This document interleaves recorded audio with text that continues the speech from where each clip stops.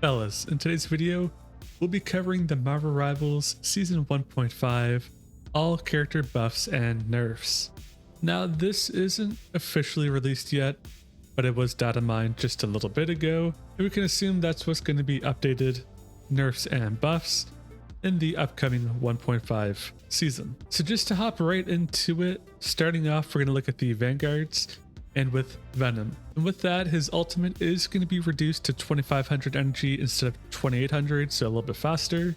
And when he hits, it's going to send the enemies back at an angle over just knocking them upwards. And so right here, just a quick recap is knock them back at an angle, and it costs a little bit less to actually get off. And then with Captain America, he does have something that is interesting. Now he'll be able to use his shield while he jumps. Presently, you cannot do so, but with the upcoming changes, he'll be able to use his shield and his vibranium energy saw. The projectile speed will go from 60 to 80, and the ejection speed after a hit will increase as well to 150. So it'll get out a lot faster. I don't think you'll notice a big change with the speed increase, but if you do main him, it might be something to take a little bit of getting used to. And then with Thor, something I like, but it is a pain because I just made a guide on it. His cooldown after the Rune Awakening, so the F ability if you're on PC, there's not going to be that little animation, so you'll be able to get back into action faster and ideally be able to live a little bit longer. And as it's a very, very good move to use, ideally this should make him a little bit more viable. Then with Groot, his walls could be placed just a little bit further, going from 15 meters, which was already pretty far, up to 18. That's not going to make a huge difference, and it sounds a lot better when you convert it to feet. But 3 meters isn't all that huge. I'm interested to see what actually happens with that. When you're in a team fight, 3 meters really isn't that big of a deal. But at the start of a fight, or especially at the end of a fight, if you're trying to get back to point, that could really add up. Now, something that I think is a pretty bad nerf, all things considered, is with Magneto. He does get bonus damage, which is fantastic. That 5 can add up. In total, it'll be a bonus 40 damage per charge, but that extra 5 damage does add up per hit. However, the energy curtain now is 65, and the maximum duration is 1.5 seconds. You lose out on effectively 25% of the lifespan of it, but I think that's going to be quite a change that really does hinder him. I don't think it'll drop him down from S tier, but it is a nerf that's quite a big nerf, all things considered.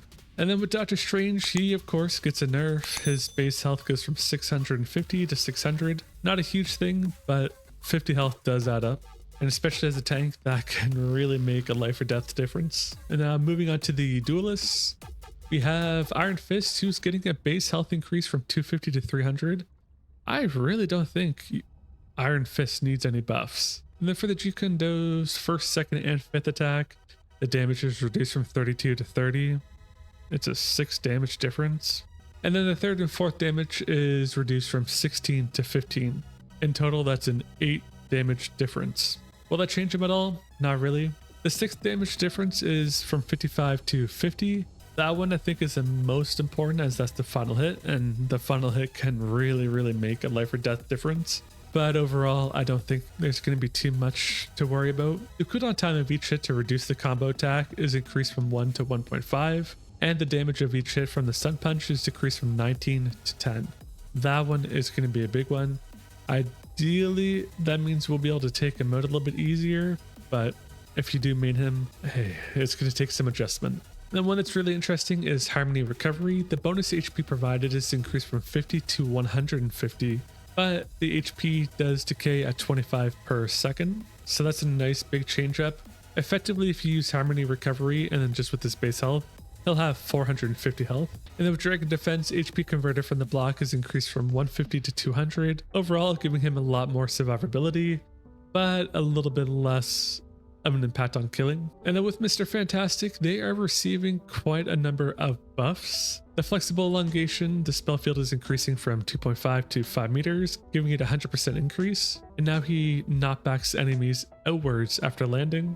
The charge increases from 8 to 10 seconds. The bionic bounce, that damage is done from 50 to 70, hopefully making it so that his bounce can start to kill people. But the energy is increased from 2800 to 3400, so you definitely will feel that. The damage starts decaying at 3 meters to a max of 50 damage at 10 meters. So really you're not going to feel any real difference there if you played him a lot before. And then with Iron Man, who's already OP as heck, his Unibeam damage is increased from 120 per second to 140. Wow. And the Armor Overdrive Unibeam is increased from 180 to 190. It doesn't mention Gamma, but I assume that's also going to be increased. That's actually really disgusting. Iron Man does not need any buffs. And now moving on to Hawkeye, his base health is going up. With his explosive arrows, the damage is decreased from 20 to 15, and his spell field damage is increased from 25 to 32. I don't find a lot of use with the explosive arrows, but I don't use them a lot to really justify it. His Crescent Slash, so the knockback melee, is on a cooldown of 12 seconds now from a previous 15. And with his ultimate, he can draw back the arrows a lot faster. That I don't think is needed. A lot of great buffs to the DPS so far. Alright, so Storm here's one that can use some nerfs. Her windblade damage at 30 meter is reduced from 70 to 60. Sure. The aura self boost is going from 16 to 12%, and the team boost is going from 8 to 10. So less self boost, but more team boost. Then with the thunder boost, the damage is going from 30% to 25%. Here's a good one. With Scarlet Witch, not too many changes. Her ultimate does give a bonus 100 health, which can be really, really good. Although I find mostly she gets stunned out of it, not killed. But with her ultimate, she now gets a bonus 100 HP and decays at 50 health per second after interruption or end. I like that they added interrupt because she does get interrupted a lot. With Spider-Man, his web shooters, the recharge time is decreased from 3 seconds to 2.5. So that's the 5 web slings that you'll see. And then with Moon Knight, each fist now does 150, up from 75. This is not something that's new. If you've experienced it already, there was a bug before, but this is what it's going to be now. And then remove the 75 damage for being in the middle of the spell field, but each of the fists do quite a bit of damage. So you should be able to tank at least one, but if you don't get out in time, you will be killed. And the fist speed is reduced. So ideally this makes it a lot more survivable, but the way that it does kill now is effectively going to be the same. If you're in it, you're dead, but you should have a chance to actually get out of it. I don't think this is going to change his ranking all that much from where he currently sits, because his ultimate is not what really makes him. It's just like an extra boost. And so the ultimate is still terribly disgusting, but at least you should be able to survive it a little bit more. And then with Black Widow, her rifle capacity is going from 8 to 15. That's pretty cool. And the slowdown effect is going from 80 to 55. You really did not need to nerf the ultimate. There's not much to Black Widow. The slowdown effect, which you barely see now, is actually ridiculously good. I think that nerf is just a little bit too much.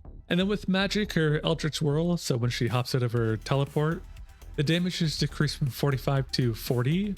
And then the Demon Rage, the little demon boy, its damage is reduced from 80 per second to 72.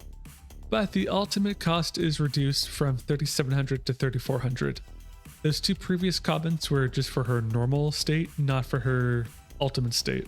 So I think that should balance out just a little bit. I think there will be more information to come on the ultimate state once the season does drop. Then with Hela, it improved her suppression ability when facing medium to long range enemies, which is a lot of what Hela faces. And then with Hela, it is a little bit of a nerf. The Soul Drainer damage fall off at 30 meters is going from 70% to 80. I don't think that's going to make all that much of a difference. We'll see in the long run. Then with Adam Warlock, now this is someone who I've been playing a lot recently. He is really great. I cannot stress that enough. He is like a off DPS and support. The primary damage is being increased from 55 to 60. Super sick. With a 60% damage fall off at 40 meters, up from a 50% from before, meaning it will do less damage at long range. And then with the Soul Bond, if you don't know, when you use Soul Bond, everyone who is attached to it does get a bonus healing of 10. That's now going up to 15 health per second. Honestly, some good overall buffs. I really like that. I'm very excited to play Adam Warlock. Now with Cloak and Dagger, I'm very interested to see what they do. The ultimate cost is increased from 3,400 to 4,000. That'll be very nice as they get it really fast. The dash lanes, that fog aura that heals duration is reduced from 10 seconds to 8 seconds, meaning it will not last as long. And the pause between dashes is reduced from 1 second to 0.6.7 seconds, so the dashes will get off a little bit faster.